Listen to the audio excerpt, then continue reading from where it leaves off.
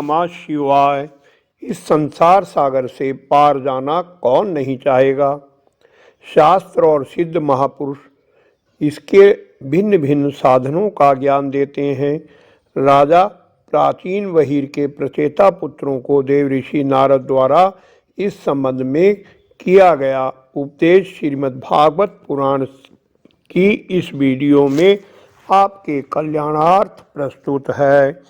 श्री मैत्रेय जी ने कहा, विदुर जी, पिता के आज्ञाकारी प्रचेताओं ने समुद्र के अंदर खड़े रहकर तपस्या के द्वारा भगवान श्री हरि को प्रसन्न किया। आदि पुरुष श्री नारायण उनके सामने प्रकट हुए और प्रचेताओं को दया दृष्टि से निहारते हुए मेघ के समान गंभीर वाणी में कहा, राजपुत्रों, तुम्हारा कल्याण हो। तुम सब में परस्पर बड़ा प्रेम है और स्नेहवश तुम एक ही धर्म का पालन कर रहे हो। तुम्हारे इस आदर्श सौहार्द से मैं बहुत प्रसन्न हूँ। मुझसे वर मांगो। कंडू ऋषि के तपोनाश के लिए इंद्र की भेजी हुई परमलोचा अप्सरा से एक अति सुंदर कन्या उत्पन्न हुई थी। उसे छोड़कर वह स्वर्गलोक को चली गई। तब वृक्षों ने उस कन्या को पाला पोसा। तुम्हारे पिता इन दिनों मेरी सेवा भक्ति में लगे हुए हैं। उन्होंने तुम्हें संतान उत्पन्न करने की आज्ञा दी है, था तुम शीघ्र ही देवोपम कन्या से विवाह कर लो। तुम सब एक ही धर्म में तत्पर हो और तुम्हारा स्वभाव भी एक सा है, इसलिए तुम्हारे ही समान स्वभाव और धर्म वाली वह कन्या तुम सभी की पत्नी होगी तथा तुम सभी में उसका समान अनुराग होगा। तुम लोग मेरी कृपा से 10 लाख दिव्य वर्षों तक पूर्ण बलवान रहकर अनेकों प्रकार के पार्थिव और दिव्य भोग भोगोगे। अंत में मेरी अविचल भक्ति से हृदय का समस्त वासना रूप मल दग्ध हो जाने पर तुम इस लोक तथा परलोक के नरक तुल्य भोगों से उपरत होकर मेरे परम धाम को जाओगे। भगवान के दर्शनों से प्रचेताओं का रजोगुण तमोगुण मल नष्ट हो चुका था। वे गदगद वाणी से हाथ जोड़कर श्री हरि की स्तुति करने लगे। कहा, प्रभो, हम आपसे यही मांगते हैं कि हमें जन्म जन्म में आपके प्रेमी भक्तों का संग प्राप्त होता रहे।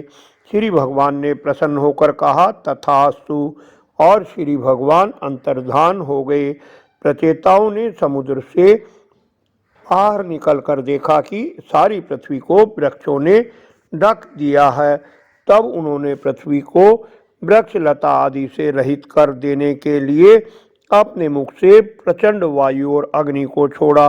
ब्रह्मा जी ने देखा कि वे सारे वृक्षों को भस्म कर रहे हैं। तब वे वहां पर आए और प्राचीन वहीर के पुत्रों को युक्ति पूर्वक समझाकर शांत किया। फिर जो कुछ वृक्ष वहां बचे थे उन्होंने डरकर ब्रह्मा जी के कहने से वह कन्या लाकर प्रचेताओं को दी। प्रचेताओं ने ब्रह्मा जी के आदेश से उस मारीषा नाम की कन्या से विवाह कर लिया। 10 लाख वर्ष बीत जाने पर प्रचेताओं को विवेक हुआ। तब उन्हें भगवान के वाक्यों की याद आई और वे अपनी भार्या मारीषा को पुत्रों के पास छोड़कर घर से निकल पड़े और समुद्र तट पर पहुँचे। उन्होंने प्राण, मन, वाणी और दृष्टि को वश में किया तथा शरीर को निश्चेष्ट, स्थिर और सीधा रखते हुए आसन को जीतकर चित्त को विशुद्ध पर ब्रह्म में लीन कर दिया। देव ऋषि नारद जी वहां आए। उन्हें देख प्रचेतागण खड़े हो गए और प्रणाम करके आदर सत्कार पूर्वक देश काल अनुसार उनकी पूजा की। जब नारद जी सुखपूर्वक बैठ गए तब वे कहने लगे, देव ऋषि, आपका स्वागत है। आज बड़े भाग्य से हमें आपका दर्शन हुआ है। प्रभु, भगवान शंकर और श्री विष्णु भगवान ने हमें जो उपदेश दिया था उसे गृहस्थी में आसक्त रहने के कारण हम भूल गए हैं। अतः आप हमारे हृदय में उस परमार्थ तत्व का साक्षात्कार कराने वाले आत्मज्ञान को फिर प्रकाशित कर दीजिए, जिससे हम सुगमता से इस दुसह संसार सागर से पार हो जाएं। श्री नारद जी ने कहा, राजाओं, इस लोक में मनुष्य का वही जन्म, वही कर्म, वही आयु, वही मन और वही वाणी सफल है इसके द्वारा सर्वात्मा सर्वेश्वर श्री हरि का सेवन किया जाता है। जिनके द्वारा अपने स्वरूप का साक्षात्कार कराने वाले श्री हरि को प्राप्त न किया जाए, उन माता पिता की पवित्रता से, यज्ञोपित संस्कार से एवं यज्ञ दीक्षा से प्राप्त होने वाले 3 प्रकार के शेष जन्मों से, वेदोक्त कर्मों से, देवताओं के समान दीर्घ आयु से, शास्त्र ज्ञान से, तप से, वाणी की चतुराई से, अनेक प्रकार की बातें याद रखने की शक्ति से, तीव्र बुद्धि से, बल से, इंद्रियों की पटुता से, योग से, सांख्य यानी आत्म अनात्म विवेक से और वेदाध्ययन तथा व्रत वैराग्य आदि अन्य कल्याण साधनों से भी पुरुष का क्या लाभ है। वास्तव में सब कल्याणों की अवधि आत्मा ही है और आत्मज्ञान प्रदान करने वाले श्री हरि ही संपूर्ण प्राणियों की प्रिय आत्मा है।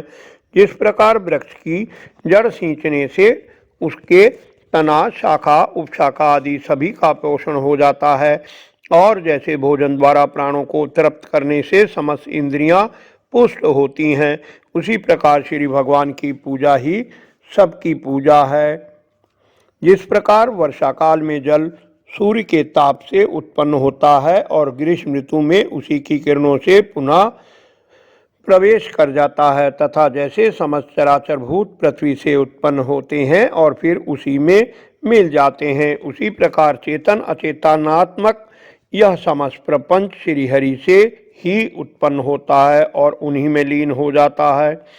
वस्तुतः यह विश्वात्मा श्री भगवान का वह शास्त्र प्रसिद्ध सर्व उपाधि रहित स्वरूप ही है।